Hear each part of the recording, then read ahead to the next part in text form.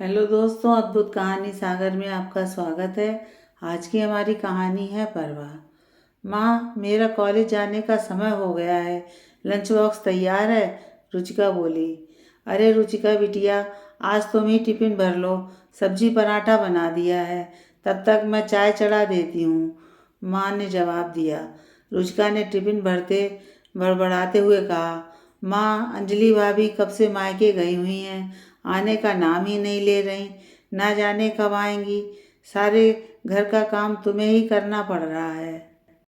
अरे बिटिया, सुबह सुबह काहे बड़बड़ा रही हो?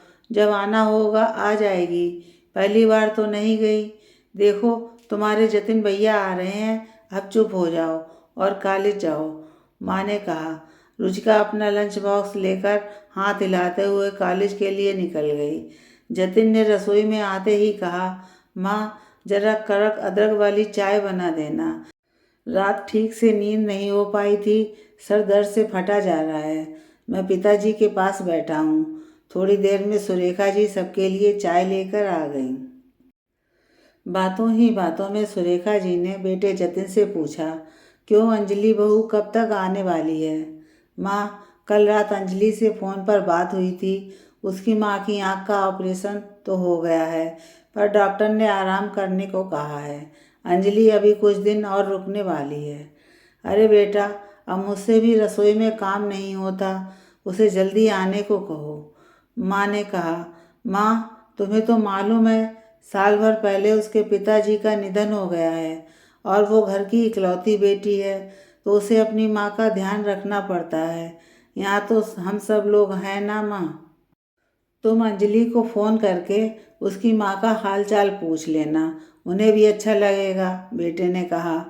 समय मिलते ही सुरेखा जी ने अंजलि बहू को फ़ोन लगाया और कहा, तुम्हारी माँ की तबीयत कैसी है और तुम कब तक आ रही हो? मुझे यहाँ घर के सारे काम करने पड़ रहे हैं, रसोई में तो आदत ही छूट गई है, अंजलि ने जवाब देते हुए कहा। मम्मी जी, आप कुछ दिनों के लिए खाना बनाने वाली रख लो। अरे बहू, तुम तो ऐसे कह रही हो जैसे पैसे पेड़ पर लगते हैं।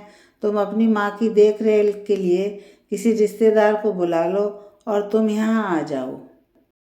तुम्हें तो मालूम है, रुचिका की शादी को अब कुछ ही महीने बाकी हैं, सारी तैयारियां भी करनी है, सुरेखा जी ने थोड़ी ऊंची आवाज़ में कहा।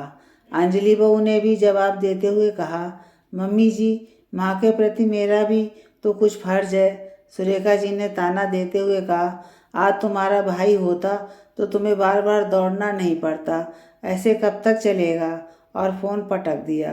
अंजलि को भाई ना होने का ताना सुनकर बहुत बुरा लगा, पर वो चुप रही। अंजलि की माँ को सारी बात समझ में आ गई कि बेटी की सास नाराज है।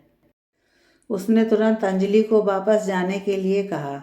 एक दिन सुरेखा जी के घर के सामने एक टैक्सी आकर रुकी। सुरेखा जी समझ गईं, उसके कहते ही अंजलि बहू वापस आ गई है। रुचिका ने देखा, भाभी टैक्सी से उतर रही हैं, पर साथ में उनकी माँ भी हैं। अंजलि अपनी माँ का हाथ पकड़कर अंदर सोफे में बैठाया।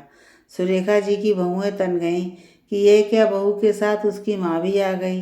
पर जतिन बहुत खुश था। चलो, अंजलि को अब आने जाने की परेशानी नहीं होगी। अंजलि ने फ्रेश होकर सबके लिए खाना बनाया और अपनी माँ को रुचिका के कमरे में ले आई, पर रुचिका को ये पसंद नहीं आया। उसने तुरंत भाभी से कहा, भाभी, मेरे कमरे में आपकी माँ, मुझे परेशानी होगी। अरे रुचिका, कुछ दिनों की तो बात है, तो माँ के साथ रह लो। मौका मिलते ही अंजलि ने जतिन से कहा, मैंने निर्णय लिया है, माँ का घर बेचकर हम यहीं कहीं घर खरीद लेते हैं, जिसमें माँ हमारे पास ही रहेंगी।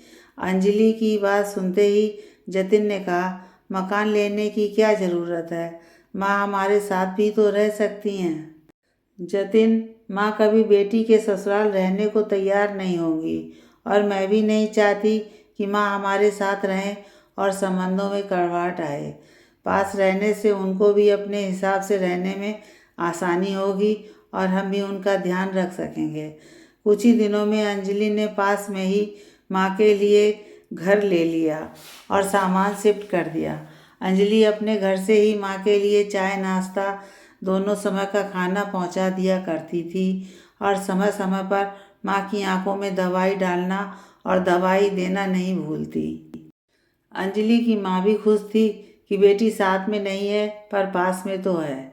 एक दिन सुरेखा जी ने कह दिया, बहू अंजलि, कब तक रोज ऐसे ही माँ को खाना पहुँचाती रहोगी? माँ के लिए एक काम वाली रख दो, वो उनका पूरा ध्यान रखेगी और तुम्हारे पिताजी की पेंशन भी तो आती होगी, उनका खर्च चल जाएगा। मम्मी जी, ये आप क्या कह रही हैं? जो हमारे यहाँ इतने लोगों का खाना बनता है उसी में माँ का भी बन जाता है, फिर भी आप कह रही हैं तो यही सही, अंजलि ने कहा। जतिन को अपनी माँ की बातें बहुत बुरी लग रही थीं, पर वह चुप रहा ताकि घर में किसी तरह का कलह ना हो। अंजलि ने माँ के लिए एक आया का प्रबंध कर दिया, पर अंजलि रोज माँ से हालचाल पूछने चली जाती। माँ को भी अच्छा लगता। माँ की तबीयत भी अब ठीक होने लगी थी। अंजलि और जतिन मिलकर रुचिका की शादी की तैयारियां शुरू कर दी। रुचिका की पसंद की हर चीज़ आने लगी। जतिन ने भी अंजलि के लिए सुंदर सा सोने का हार ले लिया। सुरेखा जी देखते ही बोल पड़ी, अभी क्या ज़रूरत थी? अरे माँ, ननद की शादी है, भाभी के गले में नया हार तो बनता है और ये आपके लिए भी लाया हूँ। बेटी की शादी धूमधाम से करेंगे, जतिन ने हंसते हुए कहा। शादी का दिन आ गया। बड़े ही धूमधाम से रुचिका की शादी करके अपने ससुराल चली गई। ना जाने एक दिन अंजलि को चक्कर आने लगे। सुरेखा जी ने कहा, शादी की दौड़ भाग की थकान में चक्कर आ रहे होंगे। जतिन ने तुरंत डॉक्टर को दिखाया। डॉक्टर ने हंसते हुए कहा, अरे ये चक्कर तो खुशखबरी के हैं, अंजलि माँ बनने वाली है। अंजलि का पहले मिसकैरेज हो चुका था, अब दूसरी बार माँ बनने जा रही है। घर में खुशियाँ छा गईं। जतिन बहुत खुश था। एक दिन अचानक जतिन के पिताजी को दिल का दौरा पड़ गया और उन्हें तुरंत हॉस्पिटल दाखिल कराया गया। सुरेखा जी का रो रो कर बुरा हाल था। जतिन घबरा गया। तभी डॉक्टर ने आकर बताया, घबराने जैसी कोई बात नहीं है, माइनर अटैक आया है, कुछ दिन आराम करना होगा। सुरेखा जी ने बेटा जतिन से कहा, तुम जल्दी से रुचिका को फ़ोन करके उसे बुला लो। तभी अंजलि बहू ने कहा, मम्मी जी, जतिन और मैं हूँ, रुचिका को बुलाने की क्या ज़रूरत है?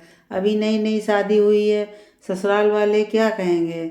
सुरेखा जी ने नाराज़ होते हुए कहा, अंजलि बहू, ये तुम क्या कह रही हो? उसके पिताजी की इतनी तबीयत खराब है, रुचिका के आने से उन्हें अच्छा लगेगा। जतिन, तुम रुचिका को फ़ोन करो। माँ, मैंने पहले ही अंजलि के कहने पर फ़ोन कर दिया था। कुछ घंटों में ही वो दोनों आ जाएंगे। सुरेखा जी अंजलि को देखते रह गईं। उन्हें भी अपनी बेटी की याद आने लगी थी। जैसे अंजलि अपनी माँ के बुलाने पर मायके चली जाती है, आज उन्हें भी एहसास होने लगा, ऐसा ज़रूरी नहीं है कि बेटा ही माँ बाप का फ़र्ज पूरा करे, बेटी भी दोनों परिवार का बखूबी से जिम्मेदारी ले सकती है। सिर्फ ससुराल वाले उसे समझें। अंजलि ने ससुराल की जिम्मेदारी के साथ अपनी माँ की भी पूरी जिम्मेदारी ली। भले माँ साथ में नहीं थी, पर उसके पास तो थी, यही तसल्ली अंजलि के लिए काफ़ी था।